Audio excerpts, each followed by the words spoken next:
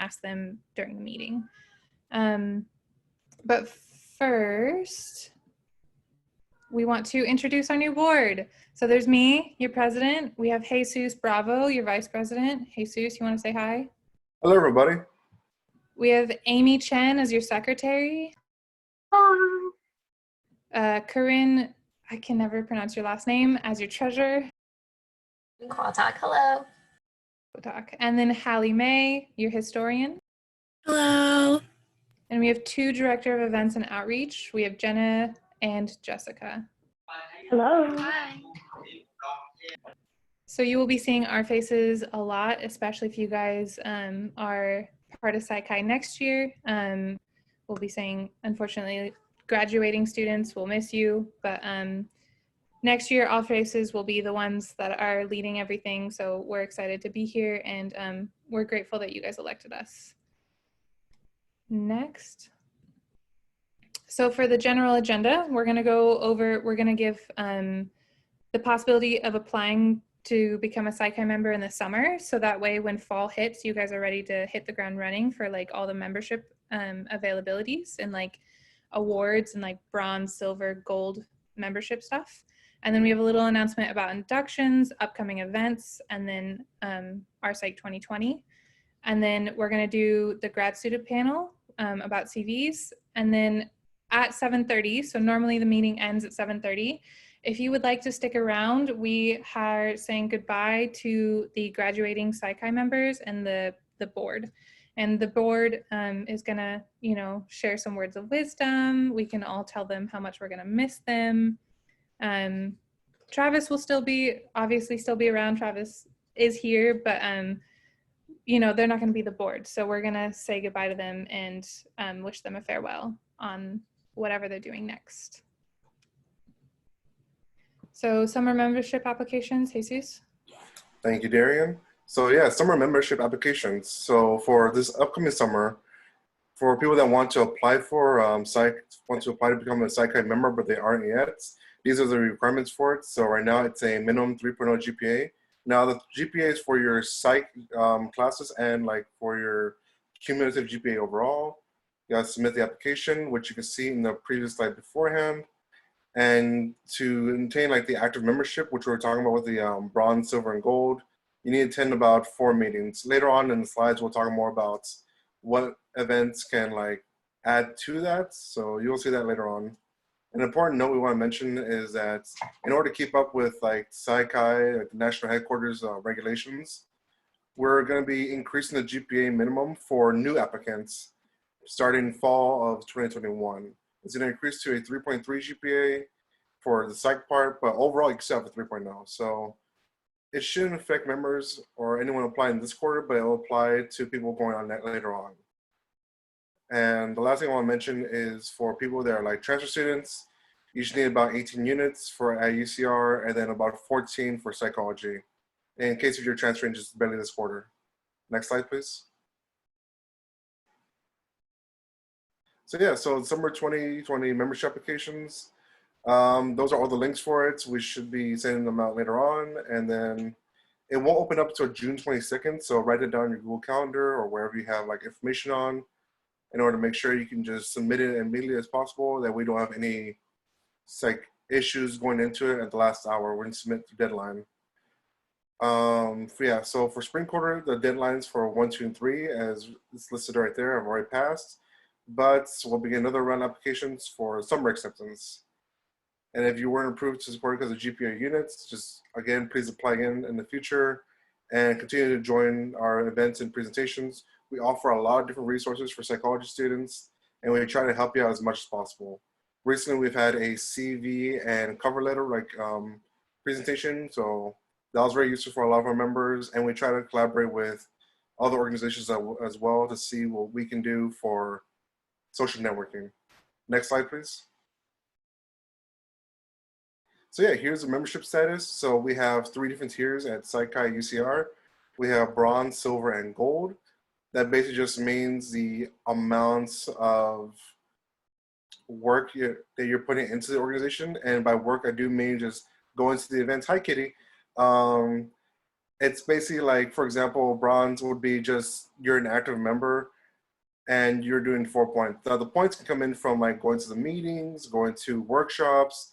We also have movie night, which we'll be bringing up later on, and you can gain points from that as well. Also, we're doing our psych, and from those like people that join the committees, they also gain points from it as well.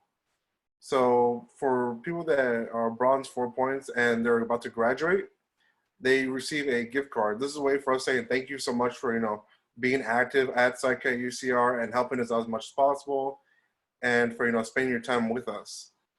And this is again like priority to events that they'll get as a reward. Now the silver part, they get a bit more, and so essentially as you can see right here, it's a tier ladder. So the more involved you get, the more benefits you can get from it. It's an incentive for y'all to get more involved and to make the majority of your time here with us at Psychi. So yeah, next slide, please. And also another part about being a new member is inductions. One of my favorite parts. So basically the induction ceremony is a formal way to say, hello, welcome to Psychi, and it's also a great way to meet new members. You will like get to know more about the logo, like the motto that we have, which is Psyche Kaires. And basically it's just a way for us to like look back on the year, and it's kind of like also a formal banquet, kind of looking back and saying, hey, we did this year. We did lab fair, we did our psych, when we did all these other things in order to make sure we can just provide as many resources as we can to our members. Now remember to RSVP at the link on May 27th by 11:59 p.m. And again, like if you're a current member, please come. If you're a member that's interested, please come still so you can see a bit more about who we are as a chapter here at UCR. Next slide, please.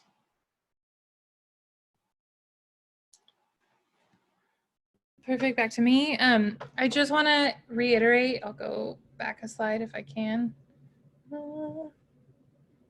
For the gold members and like the bronze, silver, and gold for graduating seniors, our cutoff for like what status you made was May 15th. So we will be emailing you soon if we haven't already emailed. And then we'll just let you know of what status you're in and how much money that boost or that gift card is for you. But for everyone else, the bronze, silver, and gold is for continuing and then into the next quarters.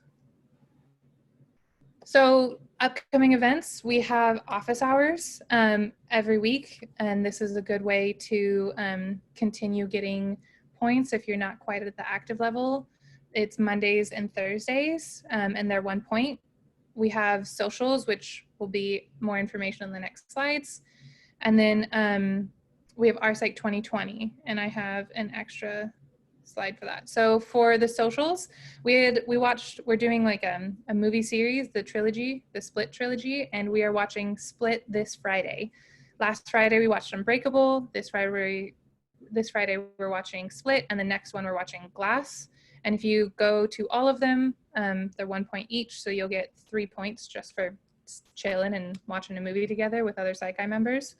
So please come. We're really excited.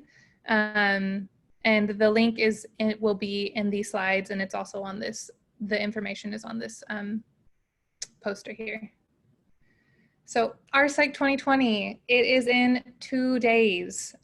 We have had a team of people who have put tons of time into planning and coordinating advertising RPsych, and I just want to shout out a special thanks to Olivia, Alexa, Idalise, Jesus, Hallie, Jeremy, Kyle, Jackie, Corinne, Wendy, Amy, Hansa, Jenna, Jessica, Ama, Tiffany, and Gabby. And like, that's the amount of people that it has taken to solidly put this event on. And we are really excited. We're gonna have about 40 people presenting, not within the 3 hours, but there will be 40 people who have presented their research. And please attend. It counts towards being a Psychi member. You can use it as your active membership. My An important caveat though is if you don't RSVP, you won't get the Zoom links. I know it says for all Zoom links here, that'll be sent to our website where you can RSVP. So please do that. We would love to have you and, you know, encourage this, especially since our psych is going to be continuing for hopefully indefinitely, and it's mainly hosted by PsychI. So thank you everyone who has helped, and that is our psych. We are done with announcements, so I'm going to give up screen sharing for myself and pass it on to Sarah. If you would Can I like. say one thing while Yes. take over the slides. Go ahead. So for our psych, we also want to encourage everyone here to consider being on the committee for next year. And like you guys are going to hear more information about that on the day of our psych.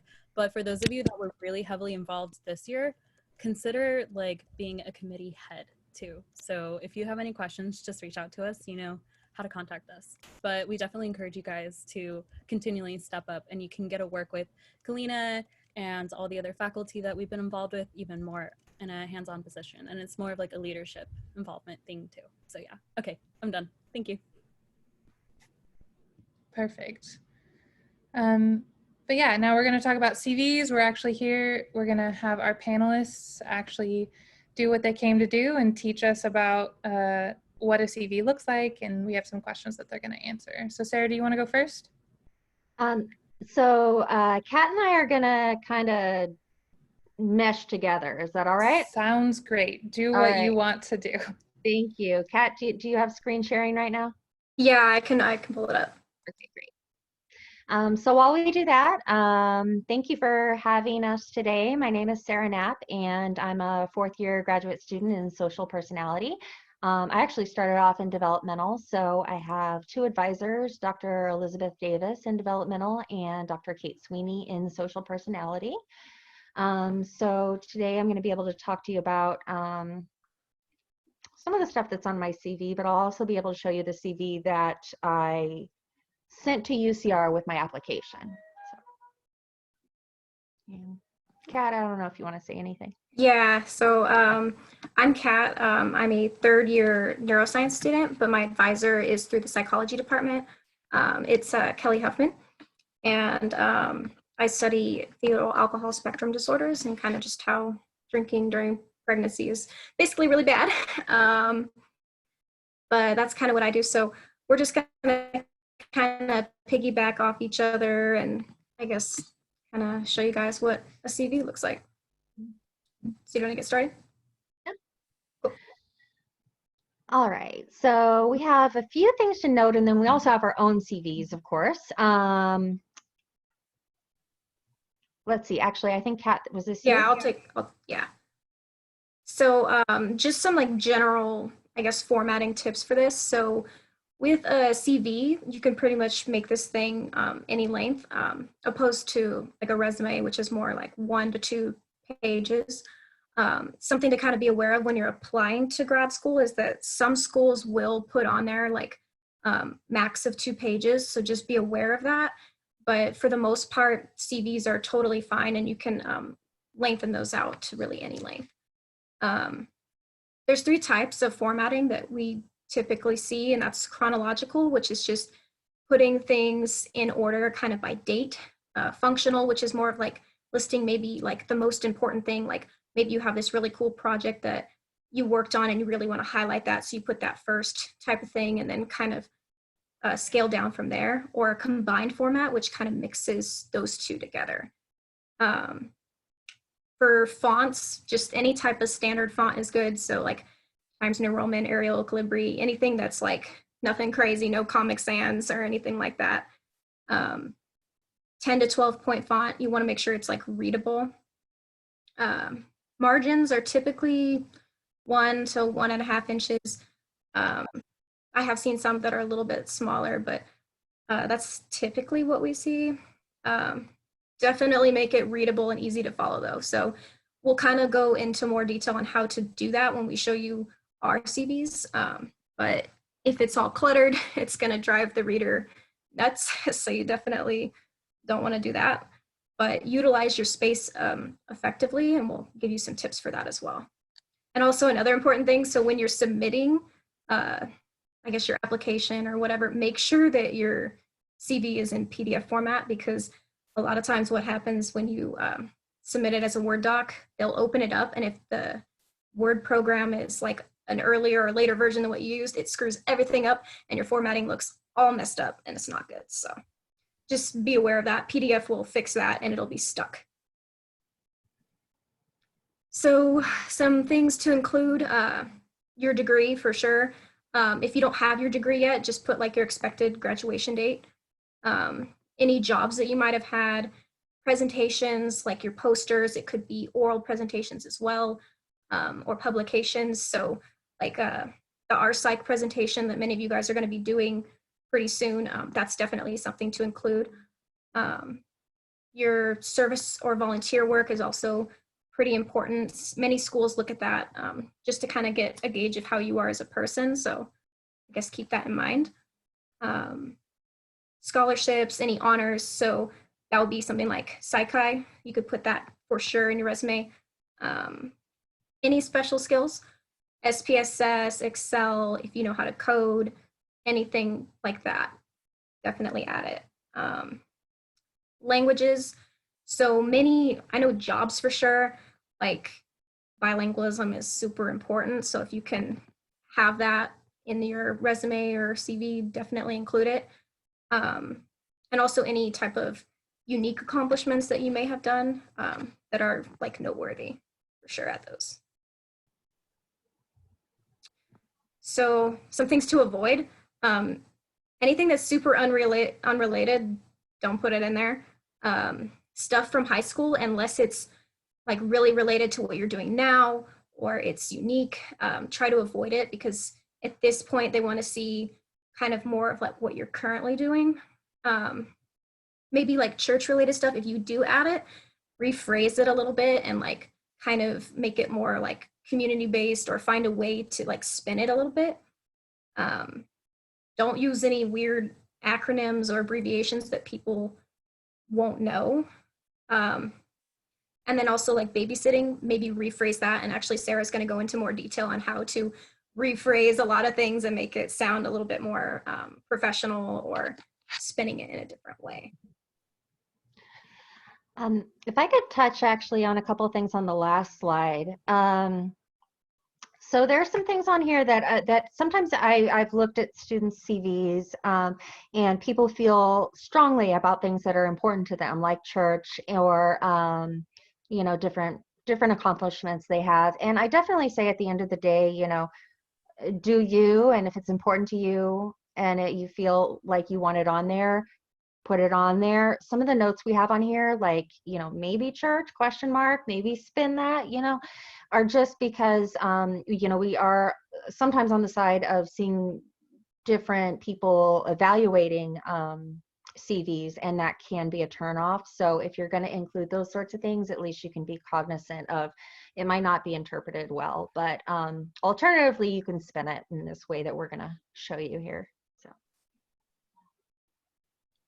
all right, next slide. Cat. Oh, sorry. Okay. Yeah, Sorry. Okay. So I think that I was a research assistant for a long time, and I know that a lot of you are research assistants, and some of you are my research assistants or work with me, and I'm very grateful to have you. So your work is really important. And I wanted to really acknowledge I knew I had done like a lot of hard work that wasn't just, you know, mindless activities, but I think it's important to be able to not be too afraid to sell yourself, you know. So instead of just saying that I did data entry, some examples of kind of creative ways to spin that: enter data for self-report questionnaires of parent socialization of children's emotions and children's emotion regulation strategy use. So just for that as an example, you can be a little bit, you know, more specific. And you've also now conveyed that you haven't just entered data, but that now you have some familiarity and understanding with these concepts here. So that may be more or less important depending on where you're applying, where you're sending your CV. But for example, if you were applying to graduate school with, you know, in a developmental program where they study things like children's emotions, I think adding smaller, like little details like this can convey that you are familiar with the important concepts and that you know what data you were entering. Same with coding. You know, there's a lot more I think that goes into coding than just, you know, mindlessly assigning numbers to phenomena, but you know, we ask a lot of coders, and there's a lot of training that goes into coding a lot of times. So giving credit to yourself for having mastered coding procedures, quantifying behavioral observations of, for example, children's facial affect. Running participants. So being an experimenter, noting things, specifics like how you administered questionnaires and led participants through computerized task procedures. So it's all, you know, you don't want to put certainly anything that's not true or correct, but being able to articulate exactly the hard work and important work that you did or are doing as a research assistant, I think is well deserved. Hooked up physio, so putting electrodes. One of the labs I work in, we collect physiological data, heart rate, and things like that. So a little more kind of professional academic way to say something like that would be applied electrodes to participants' chest and back to collect EEG data. So it's sort of finding a balance between being not too specific, not overly fluffy. You don't want to do what we call like padding, which is just listing everything under the sun, but also giving yourself appropriate credit for the like really important work that you have been doing. This is just an example of kind of the more like outside of the research lab, off the campus side of things that I see people put on their CVs or their resumes. Babysat at my church for 3 to 6 year olds. So kind of a fancier way to say that is childcare worker. Supervised an approximate number of children, ages approximately blah, blah, blah, weekly for 5-hour shifts at a community or Riverside community organization. Maybe detail some things you did, organized enrichment activities. So maybe you showed them how to make crafts, manage nutrition. Maybe you did snack time, attended to emergencies, light first aid. So again, it's kind of finding a balance between like appreciating, I think, and respecting the hard work that you have put into your community and your service and your school and your academics, giving yourself appropriate credit for those things and conveying what you know and what you've done, but still, you know, keeping it true and honest and reasonable. So, next slide. Some things that I think maybe a little less well known sometimes when I talk to people is that if you're using your CV to apply to jobs or graduate schools or different positions, usually it depends on the job, but like if you were using your CV to apply to be like a lab manager, for example, you might tailor your CV to the position you apply for. So for example, if I'm applying to, you know, paying research jobs, maybe I'll put my research experience up top. If I'm applying to grad schools, I would probably put my publications and presentations up top. So, you know, speaking a little bit to what kind of different position you're looking to get into. Using a professional email address. So a lot of times we'll see on CVs some really kind of silly stuff. And so you want to get a professional one. It doesn't have to be, you know, you all have UCR ones, that's great. If they're, you know, after graduation, if you're taking a gap year or whatever, you know, just still want to, you know, use something reasonable. I've always been taught to finish on a full page, so not leaving a half a page, but like ending on a full page. So to do that, you can play with the font size or the margins, and then sometimes there's like a little bit of information like my references, both my advisor's contact info. I may tack that on or leave it off depending on if I'm trying to like finish a page. Use clear headings. I'll show you on my CV too, using numbering your presentations and publications. This may not be that, it's not that important for you now, but as you go and you add more and more and more content, and people are reviewing your CV, like Kat said, people really appreciate you not driving, or us not driving them crazy with a lot of like hard to read, hard to figure out information. And in certain contexts, again, maybe more pertinent for you guys down the road, but people are going to potentially be counting your presentations and publications, and just streamlining things like that for them are often appreciated. And I think they remember when you make things easier and more clear for them. This is kind of a side note, a little bit unrelated. Originally, I had this on here because I was kind of combining the CV writing with resume writing, but I left it on because it's just kind of a side note that a lot of people might not know, is that some employers will not consider you if they did not receive a thank you email after your interview. And so just kind of, I guess, goes a little bit along with the professional development idea. But if you're applying for jobs like lab manager, research assistants, and things like that, and your CV does get you in for an interview, just kind of a little extra side note that I definitely didn't know until somebody told me. And now I always do that. So, right, next.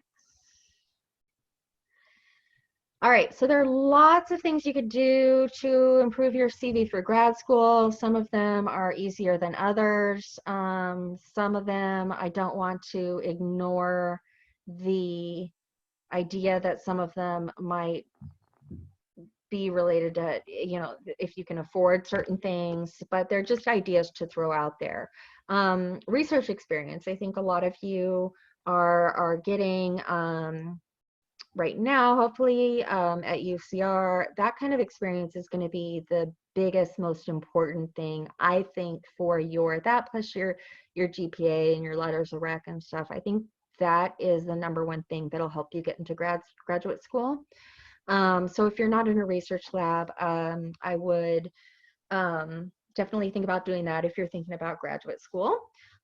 Professional organizations. So this is one of those things that definitely everyone, you know, may not want to take advantage of or may not be able to afford, and that's perfectly fine. But if it happens to be something that you're able to do, it's a great way to kind of like show that you're a little connected into the community, whatever academic community you're kind of more focused on. Like for me, I study emotions, and so I'm involved with some professional organizations that study affective science, and that just kind of helps me convey through my CV that I'm, you know, kind of up on those things. Workshops, there are some things you can do online. So a lot of times the workshops come free through professional organizations, but there are also some that are through your school and things like that. So I would say, you know, hopefully some of them are relevant, and why not add them on there? You know, for example, if you took a workshop in how to, you know, like basic data analysis or something cool like that, that would be really awesome to add on there. If you're looking to beef up your CV, you can say, let's see, sorry, I was looking at chat. Let's see. Oh yeah, applying for awards, listing your honors might seem like a given, but you can also, a lot of people don't know that you can put awards and scholarships and things on there. Definitely if you were a runner-up or an honorable mention, but there are sometimes awards and grants, funding opportunities through school, for example, that you can list even if you didn't get them because they show that you're taking initiative, you're out there, you now have experience in doing some sort of like, you know, small grant writing, or you're the kind of person who looks for funding opportunities. So just because you didn't always get an award, if it was something that you had to write, like a, you know, propose a study or something like that for, that took time and energy and expertise, you can still put stuff like that on there. Be careful with, it's kind of like a fine balance between not listing a million things that you were declined for, but still showing, you know, that you are putting yourself out there is cool and is a good thing. Doing posters is a super big deal, and I think a lot of you are doing that with our psych and different opportunities we have at UCR. A lot of the posters that people do at international conferences is sort of another thing that dovetails with being part of those professional organizations, which again is contingent on, you know, your resources to be able to do that. But, you know, if you are able to do that, that's how you're going to find out a lot about some different opportunities to do posters. If you happen to have any manuscripts, of course, you would want to put those on there. I know a lot of people are interested in clinical psychology and thinking about applying to clinical programs. So I would recommend looking into the programs you're interested in ahead of time, because, for example, Berkeley, even for graduate school, they want you to have clinical experience going in. So things like that to kind of look at and be prepared. Experience that would be relevant to that you could do would be answering what's it called, crisis lines.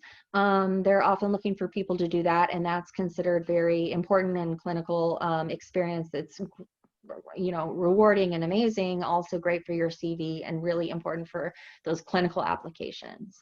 Kind of find the balance between padding. I used, like, you know, some examples of some like ways to spin yourself, but you don't want to overdo it, of course. You do want to be specific, and you do want to use professional language, not jargon. I see a lot of CVs, and I did this too, where I put, like, I worked on the blank study, and it was like the, you know, the TR145. Well, that doesn't mean anything to anybody except for like me and maybe 3 people I know, right? So you want to use professional language, not jargon, but still be specific. So instead, you know, say, like, I worked on a study that investigated parents' emotion socialization of 2 to 4 year olds, for example. Okay, let's see. I saw a lot of stuff coming in chat, so maybe we should pause and take some questions. Does that sound good, Kat?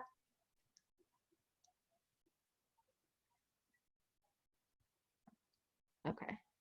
Let's see. Thoughts on emailing employers for feedback, constructive criticism if you weren't offered an interview? I would not. Would you, Kat? I probably wouldn't either. It might potentially, I don't know, Yeah. make them more angry, because there could be a chance that they might come back later for,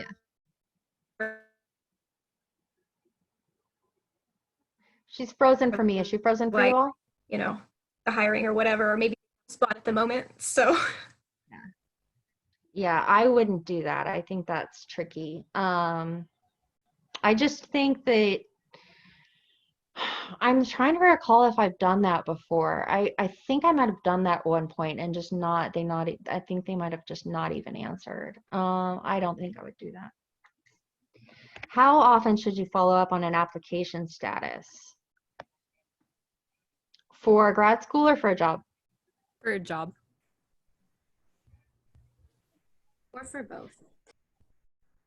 I would say it would depend. Like, if you have had an interview. So are you thinking like after an interview, or?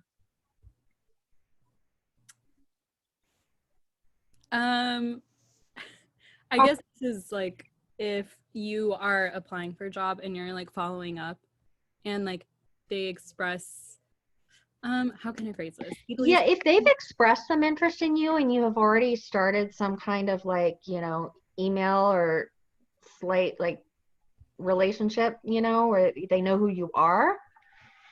I don't know that there's a hard and fast rule. I think you'd have to feel it out, but maybe weekly. Do you have any thoughts on that, Kat? I think it just really depends.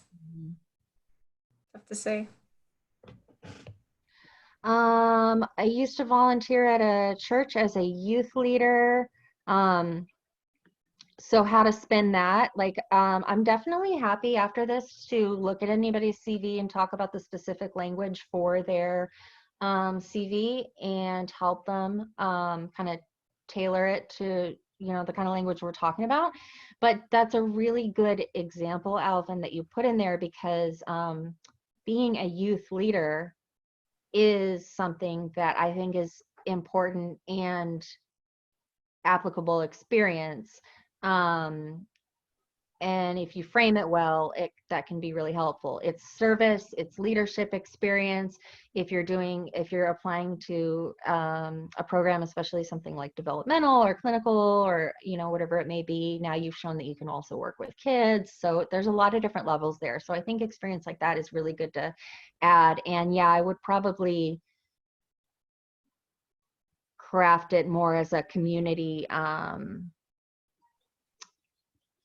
like a community organization. But yeah, I think it's probably something we'd look at on a case-by-case basis, and so I'm happy to help you with the exact wording there. Okay. How many years of experience should we include on your CV? What if we took a break? That's a super good question. Okay, so I have I think you put everything from forever. This might be a good time. Can I break the screen share and show you my CV? Yeah. Okay. All right, cool.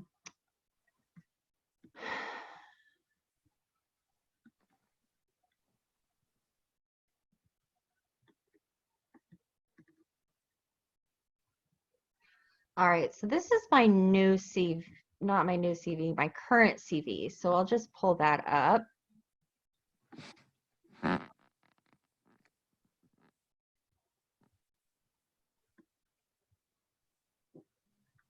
Okay, can you see my screen? All right. So this is mine. This is a little logo that my partner made for me many, many years ago. And so I think that's probably the max of pizzazz personality I might want to show on a CV, but I like it. It's personal to me. And then I have my education. So just for example, to kind of get back at the very last question, I have my Psych-Hi in here, 2013. And then I have stuff way back from 2010. So I think it's another thing is it's kind of like again, a balancing act between, you don't want to put stuff that's crazy old if it's not still pertinent. I would say awards and scholarships in academia are always going to be pertinent, and I got them, so I want them on there.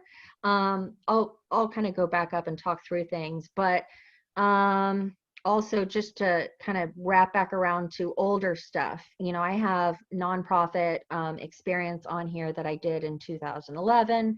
I have everything in chronological order, but you know, it's stuff I did that's relevant. If it was not, you know, I'm not in clinical, so I'm just about to in a place in my weeding out CV for things that could be considered padding at this point. Probably one of the next things to go is going to be this, just because again, I'm not in clinical. But that's how I feel about it. If it's relevant, then I would keep it on there. But you also can kind of change with time how you put things on here. So like this is a research lab I was a research assistant at for, I don't know, however long, 6 or 7 months. And when I applied to graduate school, I had a whole string of bullet points under here saying what I'd done at that lab. But now that I've been having more and more time in graduate school, more and more research positions, I no longer have bullets under every lab I've ever been in, because that's the kind of more smaller, fine-grained details that get weeded out, because they're sort of spoken to implicitly by the types of presentations and publications that you have. So instead of having to say, I'm in this research lab, I do this, that, and the other, they should know that by looking at my the things I've produced. Okay, I don't want to step on you, Kat. Do you want to jump in? No, I think you pretty much covered that pretty well. I am seeing some more questions popping up in the chat, though.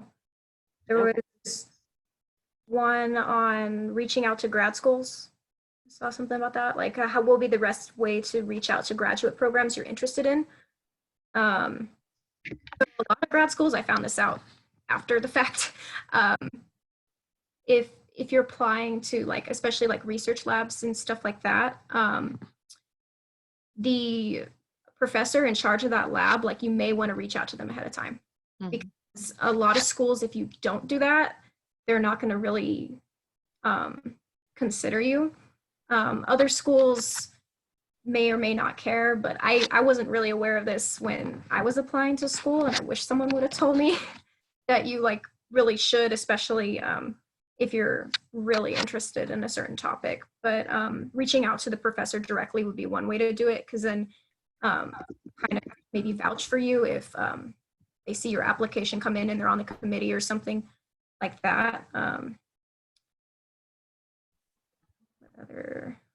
I would say that's a really, really, really important, in my experience, not maybe you should do, but you should definitely do. I think you want to reach out to, like Kat said, the person who's in charge of the lab. So here, that's your professors. Like in the labs that I'm in, when we say reach out to the person who runs the lab, we mean reach out to Dr. Kate Sweeney, email Dr. Kate Sweeney, email Dr. Liz Davis, email whoever the they're called the principal director or principal investigator of that lab is, in a good 3, 4, 5 months before applications are due, to say, hi, I'm so and so, I go to UCR and I am interested in I'm interested in your work. Are you accepting a student this year? Because if you apply to schools, you need to specify who you want to work with. And if you say, I want to work with Liz Davis, and Liz Davis is not accepting students that year, then you've just wasted all of your time and your money. And they're not going to be like, well, Liz Davis isn't taking somebody, so I guess since Sarah didn't find the time to reach out to her ahead of time and even ask that question, we'll stick her with somebody else. That doesn't happen. You're for PhD programs, especially like funded programs, you're almost every program, there are some exceptions, but for most programs, you're accepted to be slotted to work with that particular individual who's running the lab. So it's not like in undergrad where the school takes you because of your credentials. When I applied to UCR and got in with Elizabeth Davis, that was because Elizabeth Davis particularly decided, or specifically decided, that I was somebody she wanted to take on. So it's my job to impress that particular principal investigator of that lab. So cultivating a non-annoying, not pushy, early start to communication so that you're clear on if they're even taking someone, and respectfully convey your interest in their work is really necessary to get that ball rolling. Yeah. And just to kind of piggyback off that, so yeah, most schools, they're going to ask you who you want to work with and all that. In the case of, say, the neuroscience department here, we come in and we actually do rotations. So they don't assign us with a particular professor to work with from the get-go. You kind of try it out in different labs for basically your whole first year. You're each quarter, you're with a new professor and you're trying things out. A lot of schools don't have that format though. So if you don't email that professor ahead of time, you're basically screwing yourself over, and you're not gonna you're not going to get in. So exactly what like Sarah was saying, like if that professor is not taking students, you're kind of out of luck. So you're better off to reach out, even if that school does rotations. You're better off to reach out and just kind of see like who is taking it, to see if you have any spots that maybe you want to try to rotate with when you get accepted. Yeah, basically when they decide that they want to take you on, all the faculty are going to meet and sit at a giant table. This is what I've been told anyways. And the person who you're hoping to work with has decided they want to take you on, and they're the ones who are going to be going to bat for you if they can only take 15 students that year, so that's the person that you want to impress. And does this apply to master's programs or just PhDs? I would say, in my experience, PhDs. I'm not aware of any master's programs that use this. It's called a mentor-mentee model, where you're like slotted to work with that particular individual. Let's see, and then to several professors and then pick one we really want to work with. I would reach out to multiple. At once, maybe the question is like at one school. I think if you're yes, at one school. For example, like if I want to apply the school and then I really want to get into that school, so and then like so I talk to several professors just in case that one doesn't work out, I can stick with another one. So in theory, you wouldn't necessarily be interested in 2 or 3 different professors that didn't have some overlap. So, you would probably be interested in those 2 or 3 different professors, which is totally fair, but maybe for the fact that they all happen to study emotions, or they all happen to study motivation at school or something, for example. So it would be totally fair to craft a letter to each of those individual professors, and also say, because I'm interested in children's emotional development, I'm also, I don't know, emailing or, Dr. So-and-so to, I don't know, but you don't have to hide it, I guess is the thing. You could craft an email where you're disclosing that you're talking or asking or inquiring about several different faculty members at one school. You don't have to feel like that's going behind people's back kind of thing. Yeah. How do we know whether that university has a rotation or not? So when you go to apply for universities online, like they usually have like an entire web page, and there's like a bunch of little, subsections within that. I would definitely go through and read those, because throughout those sections, they're going to give you, I guess, more information about the program in general. Usually it will explicitly state something like students will rotate during their first year, or something like that. It'll be like listed in like the program outline of like how the first couple of years would go.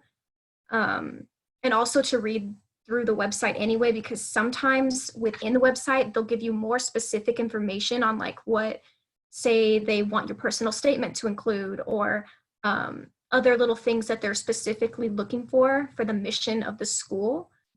And if you don't really highlight those things in your personal statement, then they might say that you're not like a good fit. So, or they might just be like, oh, they didn't even bother to check up on like what exactly we're looking for. So they completely did this whole formatting wrong or something like that. So just be aware of it. So when you go to like look for a school, just check through that whole, like, I guess, graduate school website page for that particular program.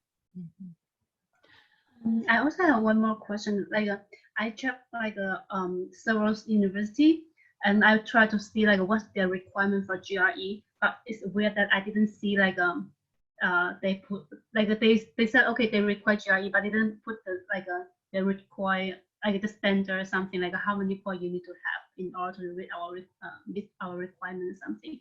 So I don't know, is there any like a website that we can check like all the requirements like for GRE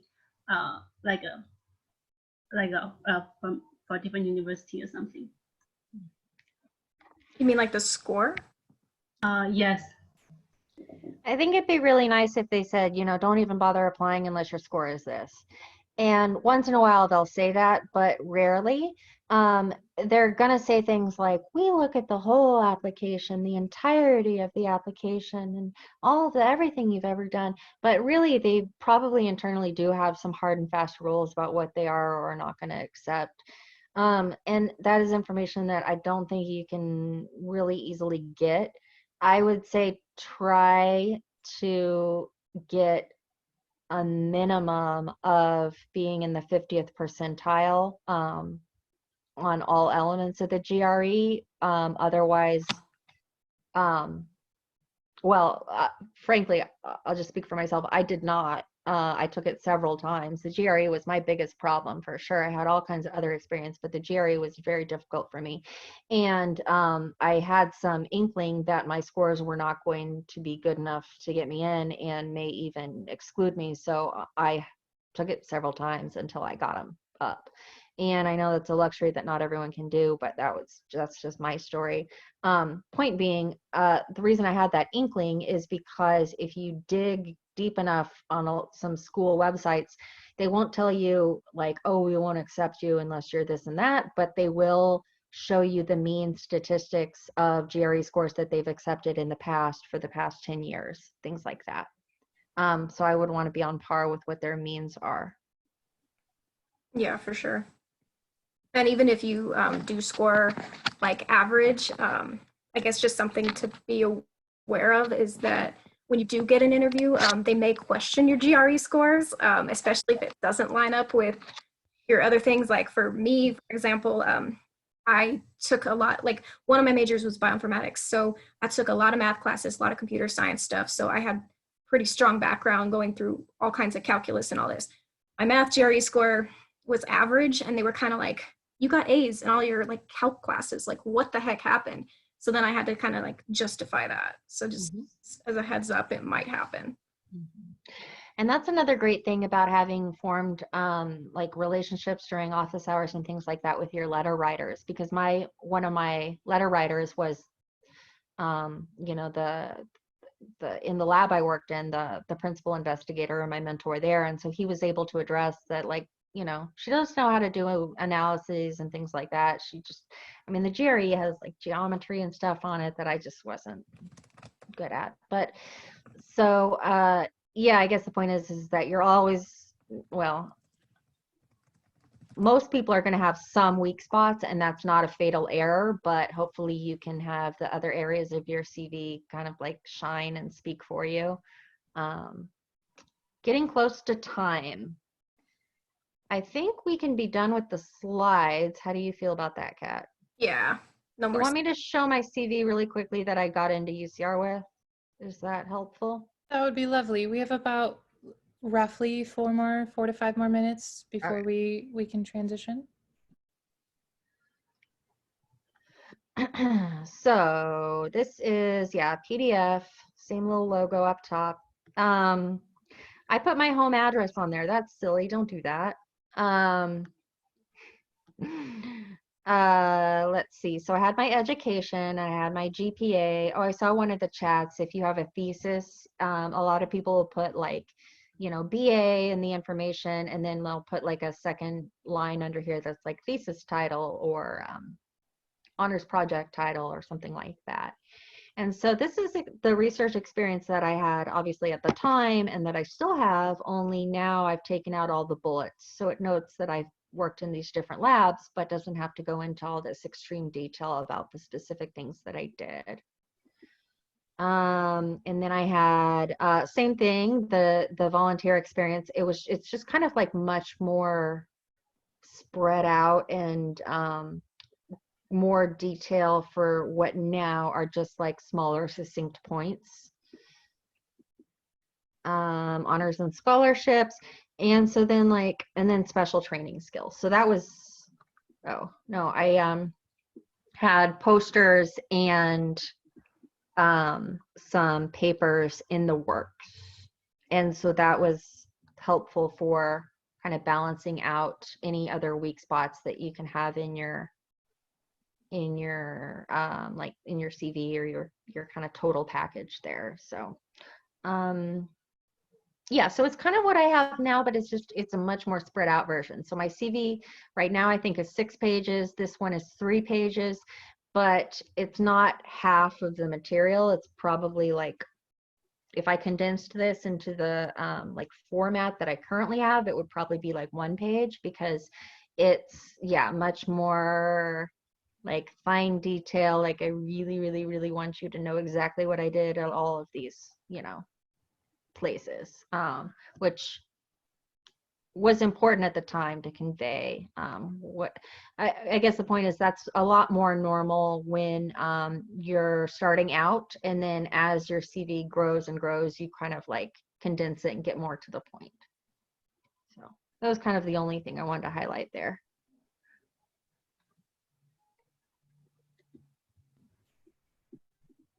Thank you so much for sharing your CVs. We really, really appreciate it. And thank you for coming and teaching us.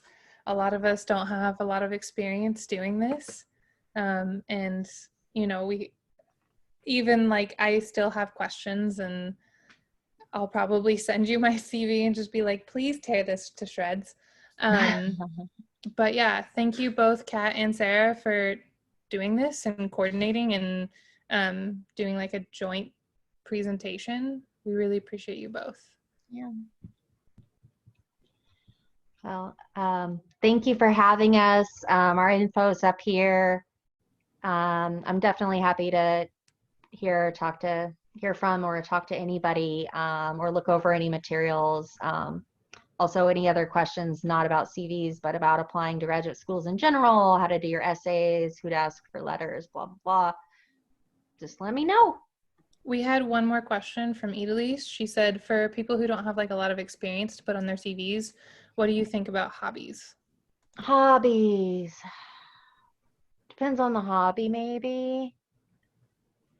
I think it's tricky. I mean, you might get somebody who looks at your CV and thinks, oh, lovely, what a well-rounded person. She oil paints, and somebody else might be like, why would she put that on there?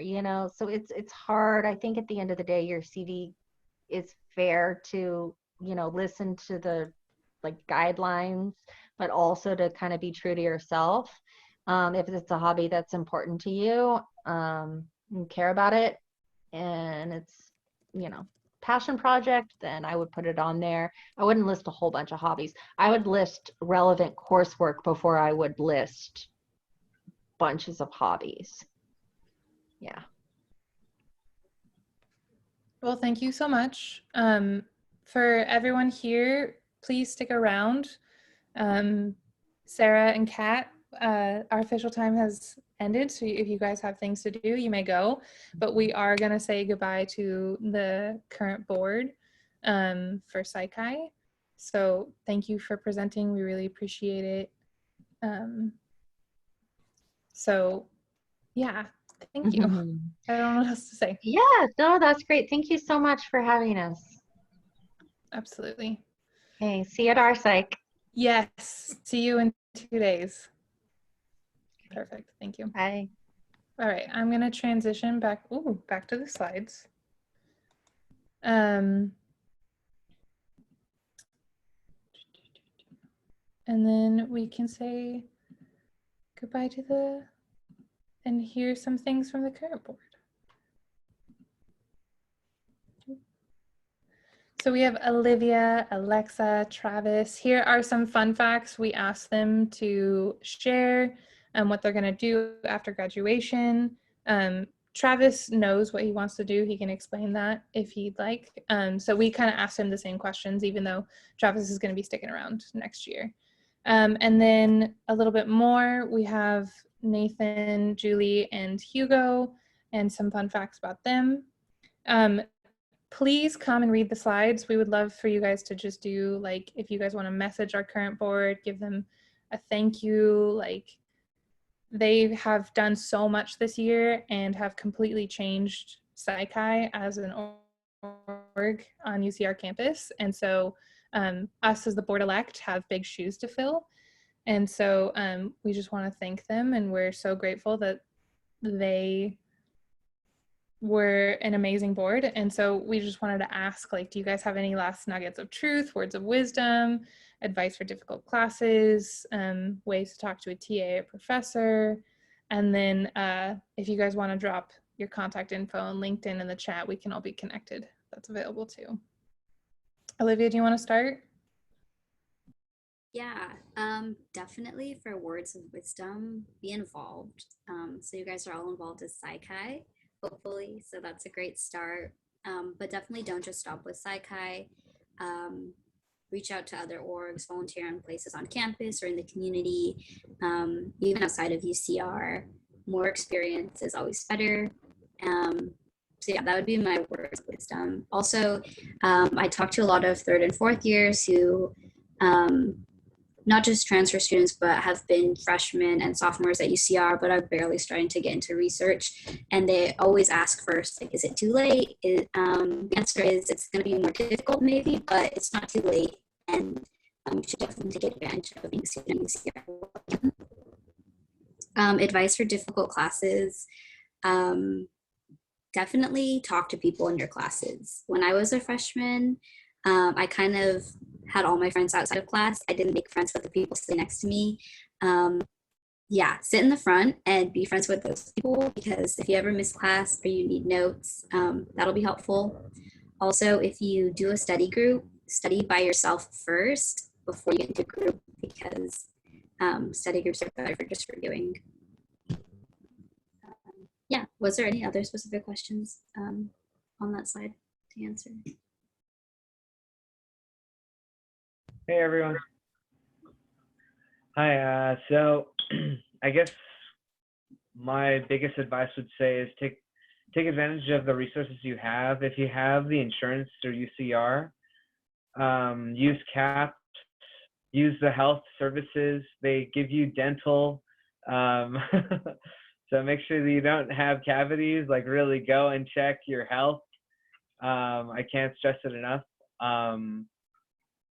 Also, the disabilities office is a great resource to check out if you're ever in a place where you feel like your car is damaged or you just don't have a way to get to school and stuff like that. When school opens up and stuff like that, there's ways for them to get you resources for you to, like, get to class on time and stuff like that. Not only that, they have they're able to email all your professors to extend exam times and stuff like that if you need more time on like studying and stuff like that. So anyways, yeah, that's basically what I have to say.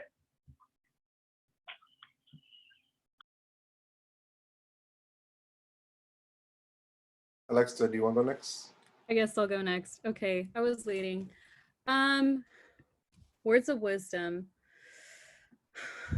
I have a couple. So first and foremost, get involved as soon as you can.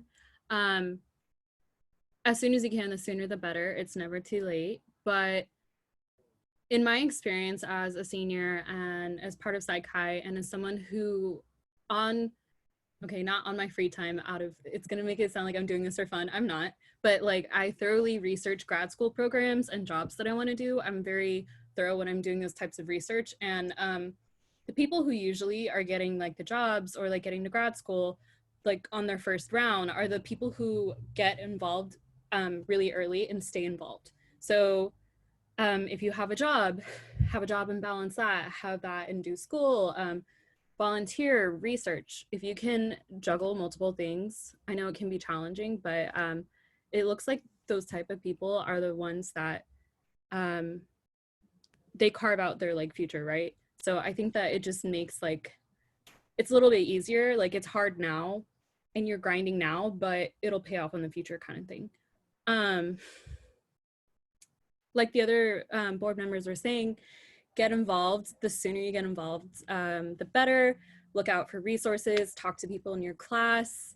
When I first joined Psych-Hi, I didn't before I joined Psych-Hi, I didn't know anyone, but like as soon as I joined Psych-Hi, like the quarter I joined Psych-Hi last winter, I found like a bunch of people who were in Psych-Hi and I was like, hey, you want to be study partners? And like one of the first classes I took was social psychology and Olivia was in there and I was like, hey, Olivia, we're going to be on the board together next year. Do you want to study together? And like, that's how we, And actually Jesus too.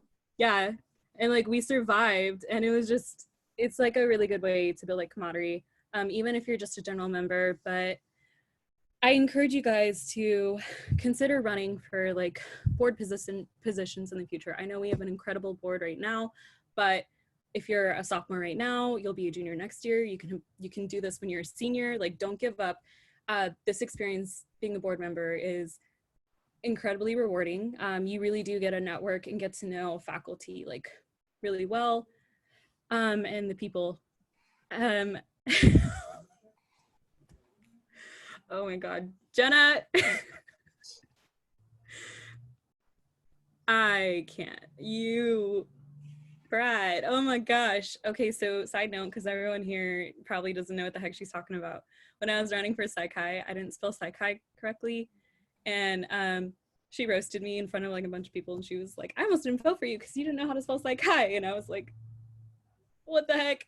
But yeah, now that I'm put on the spot, I feel like I don't have like good things to say right now.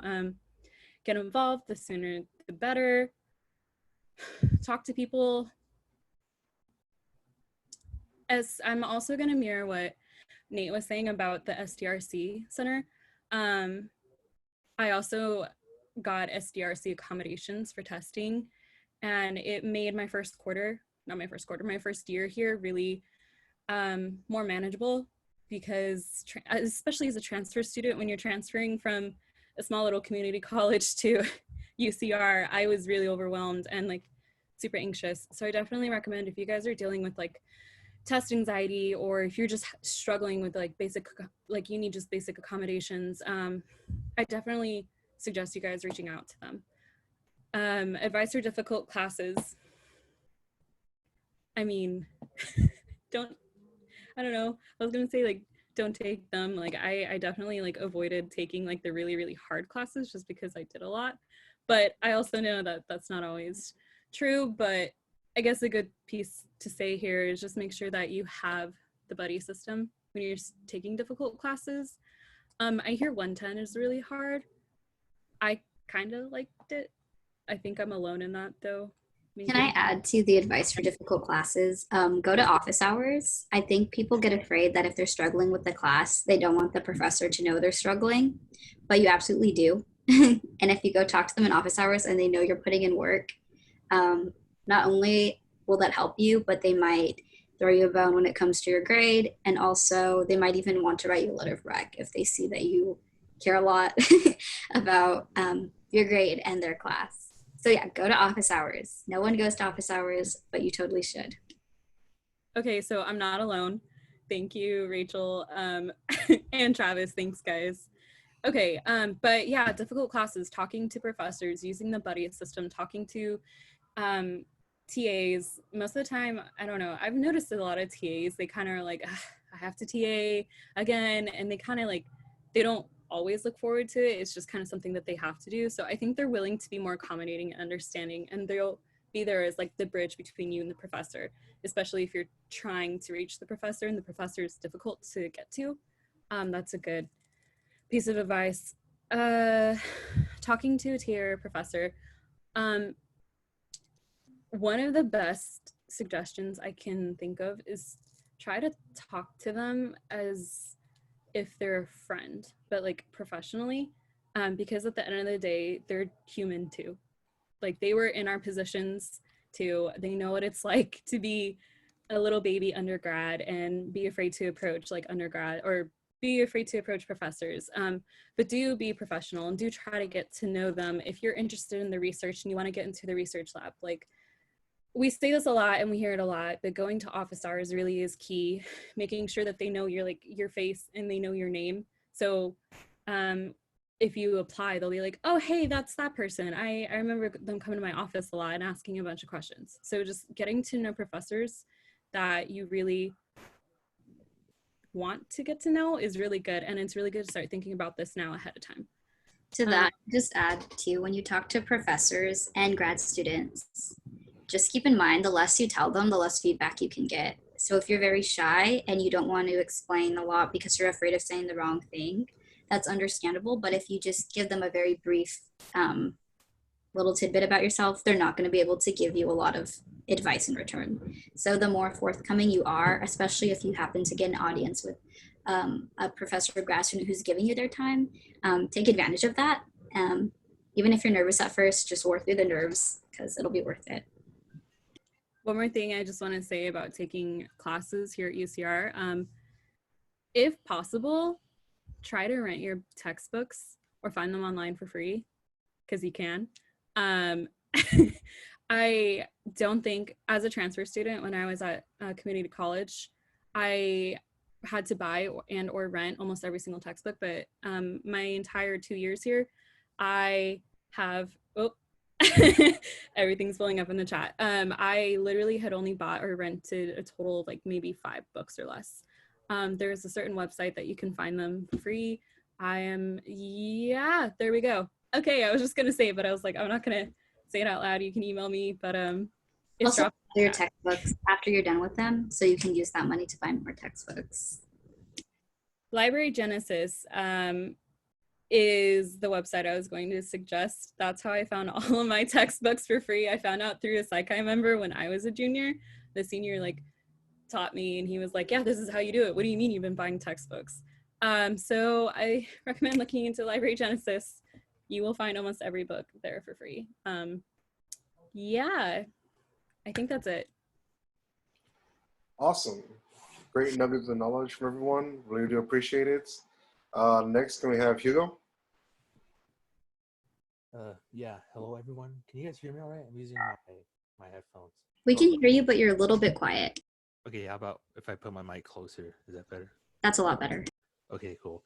Yeah, Alexa basically covered the advice for taking difficult classes and pro tips to talk to TA and professor. But my words of wisdom, my main thing that I've taken away from the 5 years that it's taken me to get here is network. It won't just help you into maybe getting into a lab or letting you know what professors are good or not. It could help you pass your college career in, say, getting a job or help you get into a good grad program. Networking is key to everything. It's the way I even found out about Psychi, because transferring here, I didn't know anything. And then our previous president, Austin Attaway, came into my class and let us know. And I was like, oh, hey, I remember that guy. So I sent him a message, got in, and it's been a total life changer. Also, networking helps you get internships. For a lot of you that I know that are into clinical experience is very important, and a great way to get it is by networking and having someone help you get to where you want to go. When talking to a TA and professor, I'd say talking to a professor is probably more beneficial than a TA, although talking to a TA may not be like as nerve-wracking or scary. But go to professors' office hours and try to do it more than you even may need, because there's a good chance you'll get a letter of rec out of it, or there's a good chance if you ask, they'll say yeah. And that a letter of rec would help you in basically anything, especially since it'll be coming from an actual professor. And yeah, it's basically all I have to say. I also like Psych 110, by the way. Easiest psych class I've ever taken. Yeah. I guarantee if you go to, for every single one of your psych operatives, if you go to every single professor's office hours at least one time, that's going to make a huge difference in your academic career just by doing that. Sorry, I'm laughing at the commentary. Okay, it looks like there's a bunch of us who like 110. Gang. One more thing though, I think that a lot of people on the board and just like a lot of general members can echo this, but getting involved and getting a LinkedIn as soon as possible is like really important, especially if you're considering going to grad school, especially if you're considering getting like a PhD or a PsyD. Like what Hugo was saying, networking is really, really important, and LinkedIn is literally like Facebook or Twitter for professionals, right? So get a LinkedIn, add us, add the other Psychi members. This is something that will be really crucial to you coming up. If anyone here attended the Wansulting webinar, because I did, that also gave me a new perspective. And I was reading a stat somewhere that a lot of the job markets are now transferring, like instead of using like Indeed or other job like hunt websites, a lot of them are now using like LinkedIn for job hunts. So looks like that's where a lot of jobs are starting to pop up like exclusively. So also highly recommend that. Okay. Fantastical. So next, can we please have Julie? Yes, hello everyone. For me, my words of wisdom is a quote that I was like something that like my mom has always told me, and it's pretty much that success is not final and failure is not fatal. It is the courage to continue that counts. And that's something that I feel applies to every aspect in life, whether it's school, a job, and anything really. And it's something that always just keeps me going. And yeah, and then for advice for difficult classes, I think that for difficult classes, you need to take that extra step and do what everybody else isn't doing, because passing isn't based on luck; it's based on effort. I've seen like a huge difference in my grades when I know like we don't like reading textbooks and things like that, but it really does make the difference, even if it's just like skimming the summaries and going through your notes, annotating them and so on. And then one of my TAs once told me that the hardest part is getting yourself to study. If you study, then the exam should be the easiest part. And I just find that to be extremely true. And then pro tips for speaking, talking to a TA. So I know that sometimes it can be nerve-wracking, but just keep in mind that there are students and human too. I think the easiest way to approach a TA is by obviously going to office hours, but having a specific question that you have to get the conversation going. And yeah, I think that that's it on my end. I second everything that everybody else said. Awesome. Thank you so much, Julie. And last but not least, can we have some words of wisdom from Travis? Sure. Hey, yeah, can you guys hear me? Okay. So my words of wisdom is a little different because I don't have the extensive years of experience as much as my other board members do. But from my own experience, I think one of the things I really would like to express is take things slow. Like, I'm a second year applying for grad school right now, and it's kind of scary. And I question whether or not my 3-year track was like, if I should have pursued this. It's a lot to take in, especially when this might not apply to everyone in law. You can be transfers as well. But even for you guys, like, you guys have time and everyone has their own kind of, how do you say, track to go on. And you can take it at your own pace. Yes, the UC system, how fast it is, it puts a lot of pressure to get there and go graduate and get a job out there. But if it's possible, I say just take your time and know that there's always going to be opportunities in the future. And it's not that so limited if you don't go fast. So just take it slow, take it bit by bit. And that's what I have to say about that. Advice for difficult classes. Yeah, that one's tough. It's just if they're hard classes, it's always the different variables. Is it your TA? Is it the content? But work with your peers. I mean, if they're not also going, like if they're going through the same thing you are, then that's social support. If they're not, then they're doing great. Know what they're doing and try and, learn from them. You can always learn from your peers. Pro tips for talking to TA to get into a lab. What I've learned is TAs love talking about their own research and what they're doing. They're bright-eyed grad students about to get their PhD, so they love like talking about what they're doing. They're still in that kind of mode where like, they're still really vibrant and really willing to help other people get to where they are. So usually the format I go into talking to a TA about like their lab is like I go in, I introduce myself, tell them I'm interested in their research, and then I ask about like their own research because they like doing that, and it's kind of building like they yeah, you're kind of playing them a little bit, but I mean, you, yeah, I mean, just talk about the research with them and then ask them like, okay, how can you get into the lab from there? Like if you're interested in that, what they're doing and that sort of thing, you want to work with it more, then sure, yeah, then ask them like, what's the best way to go out to getting into that lab? And a lot of the TAs are the ones who do the admission process for labs. So keep that in mind as well. Like professors aren't usually the ones going through the applications and selecting the TAs, because you're usually working under a TA anyways. And no, I don't have a LinkedIn, so that's all I gotta say. Awesome. Thank you so much. Oh yeah, I'm just reading what Olivia said. Yeah, I'm here for another year. So yeah, if just, I can drop my email in the chat. Feel free to reach out to me for anything really. CVs, research, I've done internships. Yeah, so just, if you have any questions about grad school, I'm on the track to for PsyD, but I know a lot about the research and PhD as well. Track if you're interested in like, I'm more clinical interested, so.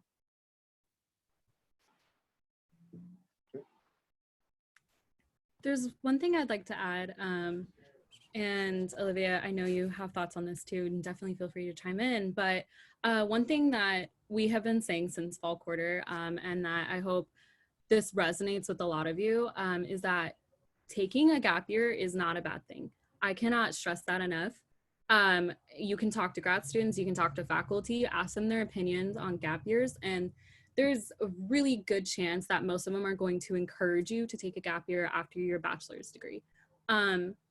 Especially if you're going for a PhD, the more life experience you have, the more work experience you have, especially if you're doing something like meaningful in those gap years, those are only benefiting you. They are not going to not benefit you. So we are, oh, I didn't even know that. Thanks, Jenna. Yes, I know I'm taking a gap year. I know Olivia is. Yes. I actually didn't know that about Hugo or Julie. I want to say don't rush into a program because it's a big commitment of your life, and this is your life, and school is hard, and there's a lot of things you can be doing with your time besides being in school. So you should, I understand getting a bachelor's is kind of the entrance into the middle class in a lot of ways, but you don't want to go into a master's program, and you definitely don't want to go into a PhD program unless it's where you want to be. Also, just because you're a psych major, explore programs outside of psych. A lot of people don't look into a master's of social work or education. There's also a ton of other options. If you want to do something applied, but you don't want to go the full PhD or PsyD route, definitely look into master's programs that would allow you to work with a population you're interested in. Yeah, Google everything, look everything up, know all your options, don't rush into anything. If anyone ever has any questions about clinical, I have a lot of work experience in that field. I currently work in the mental health field. And if you're wondering about how you can get a job in like a clinical perspective, I can help you with that. I am pursuing a PhD in clinical psychology, but again, in like 1 to 2 years after I get more research experience. But yeah, mirroring what Darian was saying, a master's of social work is something that you should definitely look into getting. If you're thinking about going clinical, but you don't want to go all the way and get a PsyD or a PhD, getting a social work is probably the best degree that you can get. This is also quoting from Tuppet Yates. I have heard her go on rants and rants about this. She always says the best therapists are masters of social workers, right? It's just something that I really encourage you guys to look into. If you want to do therapy, that's going to be the fastest route. So people that really want to do therapy and they want to do it as soon as possible and get that experience, that's what they start with. For sure. So oh, thanks, Elise. I was gonna drop my stuff in the chat too. If you guys ever have any questions about clinical psychology, that is like my niche area, and I've been wanting to do that since I like hit puberty. So I also recommend, if you guys haven't seen Tuppets talk, get this book. This is something that you're gonna want to get. This will be extremely useful for you if you're considering clinical or counseling psychology. But yeah, I can also drop the link if you email it to me, or I can drop it in this chat. But yeah, I'm done talking. Sorry. I just also want to say I'm really excited for the current board.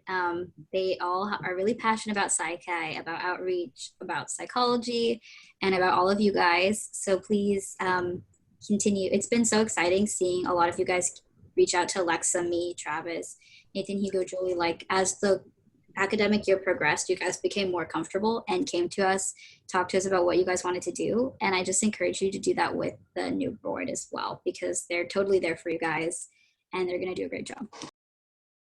Yes, absolutely. Just to mirror what Olivia just said, we are so grateful as your elected board to be leading you, and we are here to help you answer your questions, be support. Like, we're excited, and we're here to make Psych-Chi as supportive as we can do, and helping you get towards the academic career that you want.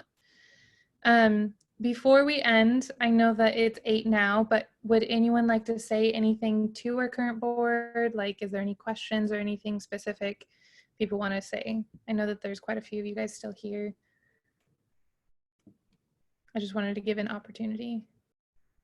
We love you all.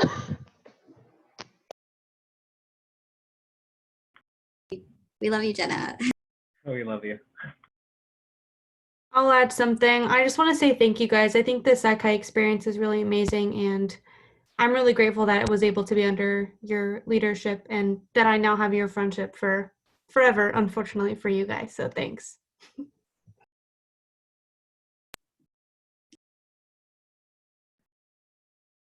Awesome. Well, thank you. That concludes our final general meeting for spring 2020. And the final general meeting for the 2019-2020 board. Thank you guys. Hopefully we will see everybody at our psych in 2 days, and maybe at that split on Friday. And obviously everyone here is still around until summer and probably after, but yeah, if you want to reach out to anyone here, everyone dropped their emails in the chat. And thank you. Thank you everyone for the kind words. We all really appreciate it. I'm gonna really miss everybody. I'm actually really sad that we didn't meet physically. I would have really liked a potluck or something like that, but yeah, unfortunately that didn't end up panning out. So I just hope the board meets up sometime. We'll add our contact information to the slides too, those of us that want to give it, so you guys can keep reaching out to us. Also, we still have office hours, so if you want to come ask any questions. Monday. Inductions. And yeah, RSVP for inductions. Can you guys hear it? Is it playing loud enough? I was like, this is missing something. Hold on. What song is this? Pomp and Circumstance. I don't know. Now I'm getting a little upset because we no longer have a graduation ceremony. It's fine.